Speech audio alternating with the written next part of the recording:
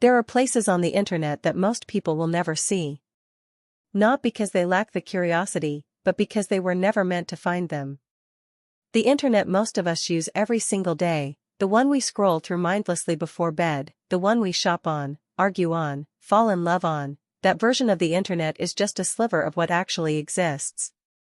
Estimates put it at around 4% of the total web. 4%. Everything else, the other 96, lives beneath the surface in layers that most people have no reason to go anywhere near. There is the deep web, which sounds more dramatic than it is. Your email inbox is part of it. Your Netflix account. Your bank records. Anything that requires a login and cannot be pulled up through a basic Google search. That is the deep web, and most of us pass through it dozens of times a day without thinking twice. Then there is the dark web. That is something else entirely. The dark web is not accidentally hidden. It is deliberately constructed to stay out of sight. The addresses do not look like anything familiar. The transactions run through cryptocurrency. And to get there at all, a person needs specialized software designed to bounce a connection through servers scattered across the world, masking the identity of whoever is using it. The anonymity is the whole point. For some, that anonymity is a lifeline. Journalists operating in dangerous countries. Whistleblowers trying to expose wrongdoing without becoming targets themselves. Government agencies communicating securely. The dark web is a tool, and like any tool, what it does depends entirely on who is holding it. But you already know it does not stop there. Because for every legitimate use, there are 10 others that belong in the darkest corners of a person's imagination. Stolen identities. Weapons. Illegal content. And services that should not exist in any world, digital or otherwise. Services like hiring someone to end a life. In 2016, a family in Cottage Grove, Minnesota had no reason to know any of this. They were not the kind of people who wandered into those corners. They were church-going, community-rooted, completely ordinary in the best sense of the word. And then the dark web came to them. Amy and Stephen Allwine were both 43 years old. They had been married for 20 years, having met at a Christian college when they were young and full of the kind of certainty that comes with faith and early love. They adopted a son, Joseph, and built a life that, from every outward angle, looked exactly the way they had always intended. Amy ran a dog training business she had grown herself from the ground up, something she was genuinely proud of. Stephen worked from home as an information technology specialist and served as an elder at a local United Church of God. He preached. He counseled married couples through difficulties. He and Amy even made videos together for the congregation, teaching people to dance while making sure they stayed within the values the church held dear. To everyone around them, the Allwines were the couple people aspired to be. Other couples came to them when things got hard. They were a reference point for what a marriage could look like when two people were truly committed. Nobody who knew them would have called any of that an act. In May of 2016, 2 FBI agents knocked on the Allwine door with information that shattered the quiet of that life instantly. Amy had been the intended target of a hitman. A website operating on the dark web called Besa Mafia had been infiltrated, its customer list exposed. Besa Mafia had been presenting itself as a murder-for-hire service. It took orders. It accepted cryptocurrency payments. It made promises. What it never actually did was carry out any of them. It was a scam, collecting money from people who wanted someone dead and then doing nothing, knowing full well its customers could not walk into a police station and demand a refund. When the site was hacked and the records leaked, hundreds of orders placed by users all over the world were suddenly visible. And one of those orders had been placed by a user called Dog Day God. The target was Amy Allwine. The records showed that Dog Day God had been persistent. Frustrated when nothing happened. Escalating the requests. Over $12,000 in Bitcoin had changed hands across multiple arrangements. One proposal called for Amy to be killed in a car accident. Another involved burning the house down with Amy inside. The person behind the username had been planning this for months, circling back every time the site failed to deliver. Amy was blindsided in a way that makes the chest tighten just thinking about it. She had no idea who would want this. She had never had an affair. She had never stolen business from anyone. The FBI had shown her the messages the user had sent to Besa Mafia explaining the motive. The user claimed Amy had slept with their husband. The user claimed Amy was poaching clients. The language was hateful, specific, and completely disconnected from anything Amy recognized as her own life. She started staying inside. She had security cameras installed. Extra locks went on every door and every window. Stephen even bought her a gun for protection. Amy's anxiety climbed so far past manageable that she was developing migraines and spending most of her days in bed, hollowed out by a fear with no clear face attached to it. Then the emails started. In July of 2016, messages began arriving from someone calling themselves Jane. This person knew things. They knew where Amy's car was parked on specific days. They knew what Joseph was wearing. They knew the names and home addresses of Amy's family members. The emails told Amy she should end her own life before something worse happened to the people she loved. They told her that by the time the sender was finished, she would want it to end. One message described her in the most degrading terms imaginable and claimed that because of her, a marriage had collapsed and a life had fallen apart. Another walked through all the ways she might die and framed each one as something she could have prevented if she had only acted sooner. These are the kinds of messages that do not just frighten a person. They get inside a person. They rewire something. Amy brought the emails to the FBI. The sender could not be traced. The account was a simple Gmail address with no IP attached. The investigation stalled. And Amy was left holding fear with nowhere to put it. November 13, 2016, was a Sunday. 10 days before Thanksgiving. The kind of late autumn Minnesota morning that feels closed in and quiet, snow on the ground, the light pale and thin. Amy had been up early roasting pumpkins to make pies. She was trying. Even in the middle of everything, she was trying to hold on to the rhythms of an ordinary life. Around noon, she and Stephen and Joseph sat down for lunch together. Shortly after, Amy said she was feeling dizzy and went to bed.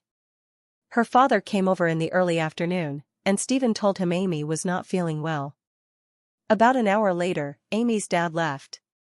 Minutes after that, Stephen called him back and asked him to come pick Joseph up so he could take Amy to see a doctor. Stephen and Joseph went out to eat at Culver's that evening. They returned home just before 7. Joseph walked into his parents' bedroom ahead of his father and found his mother on the floor. There was blood around her head. A 9mm handgun was beside her left elbow. Stephen called 911. What came through in that call, when listened to carefully and repeatedly, was something flat. Something that did not quite add up to grief. He described what he was seeing. He noted the gun. He asked his son if they were going to remarry, which landed strangely, entirely the wrong thing to say in that moment. He never asked for help. Not once. He named the situation without any of the desperate urgency that belongs to someone who has just walked into that scene and still believes there is something that might be done. One of the first officers to arrive at the Allwine property had known Amy. She had spent 8 weeks teaching a citizen law enforcement course, and Amy had been one of her most engaged students. When the officer saw her on the floor of that bedroom, despite 18 years on the job and everything those years had shown her, she broke down completely. Something about the scene felt immediately and deeply wrong. The gun was by Amy's left elbow. The gunshot wound was on the right side of her head. Amy was right-handed. The angle a right-handed person would need to contort their wrist to fire into the opposite side of their own skull at the downward trajectory the bullet had traveled was, by most assessments, close to impossible. Her hands were clean. No blood. No gunshot residue at all. A toxicology report returned results that shifted everything. Amy's blood contained scopolamine at more than 45 times the standard therapeutic dose. Scopolamine is a drug used primarily to treat nausea, often prescribed after surgeries. At elevated levels it causes disorientation, loss of consciousness, and memory impairment. Amy had never been prescribed it. The medical examiner placed her time of death at approximately 3:15 in the afternoon. Stephen had told investigators he spoke to her at 5, that she had been praying in the bedroom. That was not possible. 2 days after Amy died, Stephen sat in a police interview room. He kept his head down. He said he had no idea why Amy would have hurt herself. He said he had not seen it coming and that he felt responsible somehow. When the subject of the emails came up, he said he did not know who would have sent something like that. He was certain Amy had not had an affair. Then he admitted that he had. 2 years earlier, with a woman named Michelle. He had never told anyone. He had not told Amy. He brought it up himself, he said, so it would not look a certain way later. He could not keep his timeline straight during questioning. He could not remember how many times he had been in and out of the house that day. The details shifted slightly every time he told them. Back at the house, technicians noticed that almost every room had dog hair on the floors, which was entirely consistent with a home where dogs lived and worked. Except for one area of the hallway. That stretch was spotless in a way that stood out. Luminol testing revealed that an extensive cleanup had taken place there. Blood, pooled and spread, and bloody footprints consistent with a size 12 shoe had covered the hallway, the bathroom, and extended into Joseph's room. Stephen wore a size 12. When detectives pulled Stephen's computers and devices from his basement office, they found a setup that was unusually sophisticated. It was not the workspace of someone who used the internet only for email and spreadsheets.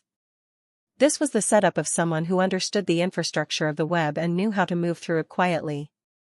He had been using Ashley Madison, a site designed for married people seeking affairs, which he had originally discovered while counseling couples through the church. He had been running at least 3 separate affairs, not one. He had spent thousands of dollars in Bitcoin accessing the dark web across a range of illegal services and goods. And he had visited Besa Mafia. Under the username Dog Day God. Every message that the FBI had connected to that username traced back to Stephen. He had sent them information about Amy's travel plans, a dog training competition in Illinois, a later trip to Atlanta. He had discussed pricing structures for different types of outcomes, whether the hit should look like an accident or something colder. He had sent them a photo of Amy taken from a Hawaii vacation. That photo had been downloaded from the family computer seconds before it appeared in the Besa Mafia message thread. The blockchain told its own story. Bitcoin transactions are public by design. Every wallet has a unique alphanumeric identifier, and every transaction is permanently recorded. On March 22, Stephen copied a specific wallet address into the Notes application on his iPhone. Less than 30 seconds later, the Dog Day God account sent that exact wallet address to Besa Mafia. Stephen then deleted the note. He also reported separately to authorities at one point that he had been the victim of a Bitcoin scam, having lost nearly $6,000 in a fraudulent transaction.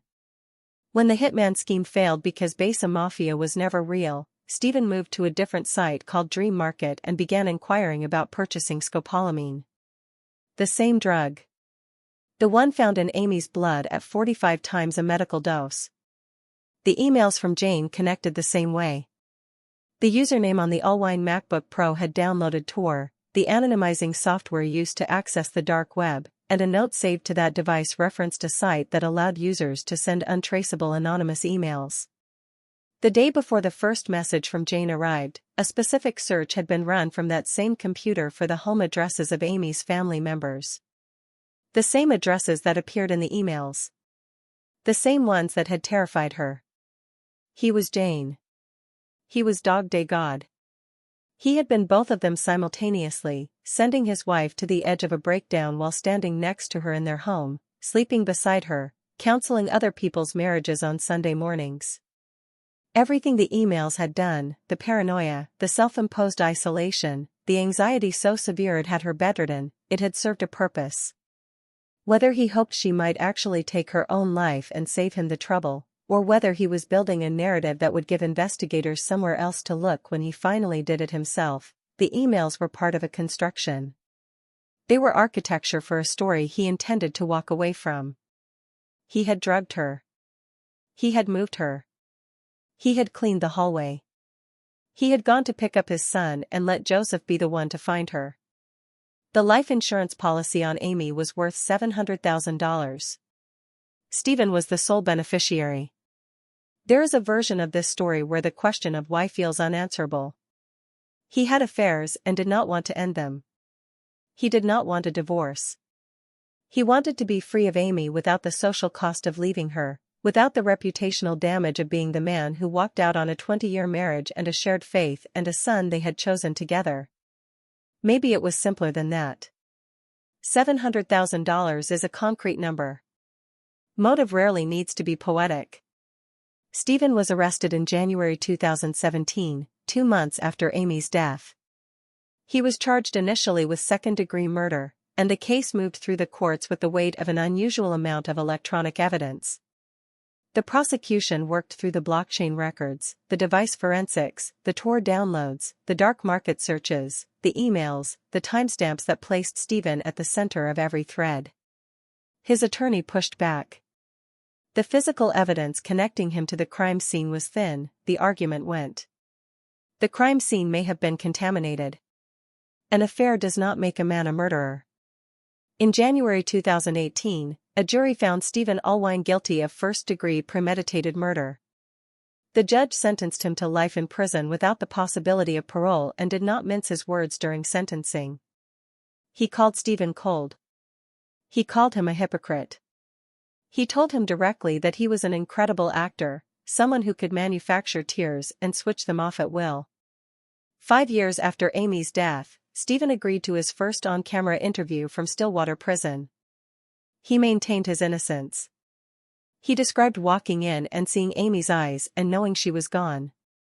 He claimed the Bitcoin wallet address had been planted on his devices through a cloud sync, that someone had hacked his systems to frame him. He acknowledged having no evidence for this. He acknowledged that it had never been verified. His explanation required an elaborate, coordinated deception carried out by a person or persons who have never been identified, using methods that left no trace, for reasons that were never established. He has appealed. Twice. Both denials. A third attempt emerged in the mid-2020s when questions surfaced about one of the prosecution's computer forensics experts, a man who had analyzed more than 60 devices tied to the case. Questions arose about whether his academic credentials had been independently verified. A deposition showed him unable to produce copies of his degrees. The county's vetting process came under scrutiny. Stephen, from prison, cited this as the foundation for a new trial. Whether that argument gains any traction remains open. Many who worked the case believe the volume of evidence from multiple independent sources, the blockchain, the chemical analysis, the forensic reconstruction, the digital trail running from the dark web back to a single household in Cottage Grove, would not be meaningfully disrupted by the credibility of any one expert. The story the evidence tells does not depend on a single narrator. Amy Allwine woke up on the morning of November 13th ready to bake pies. She was roasting pumpkins. She was thinking about Thanksgiving. She had spent months living in terror of a threat she could not identify or confront, months that had been deliberately manufactured by the person closest to her, the person who had promised to share every single one of those months with her for the rest of his life. Her sister said Amy's last months were a living hell. Her best friend said that when you looked into Amy's eyes, you saw nothing but goodness. Pure, uncomplicated, genuine kindness. The kind that does not perform itself or calculate its return. Amy believed she had everything she needed. Her son. Her faith. Her work. Her home. She was not a woman searching for more. She was a woman content with what she had built. The person she trusted most in the world spent 2 years trying to have her killed before doing it himself. The dark web did not create what was inside Stephen Allwine. The anonymity, the cryptocurrency, the layered encryption, none of that put something in him that was not already there. What it gave him was what it gives everyone who uses it for reasons that cannot withstand daylight. A place to act on what he had already decided. A space where the ugliest intentions could move around without names attached. It was not enough. Because the blockchain does not forget. Because 30 seconds between a copied wallet address and a sent message is a window that does not close. Because a person can clean a hallway and stage a bedroom and construct months of threatening emails and still leave behind the kind of evidence that does not require a single witness to testify about what they saw. Sometimes the most complete picture of a person is not the one they present at the pulpit or in the marriage counseling session or in the 2-hour tearful police interview. Sometimes it is the one assembled in silence, long after the fact, from every digital breadcrumb left behind by someone who believed they had covered everything.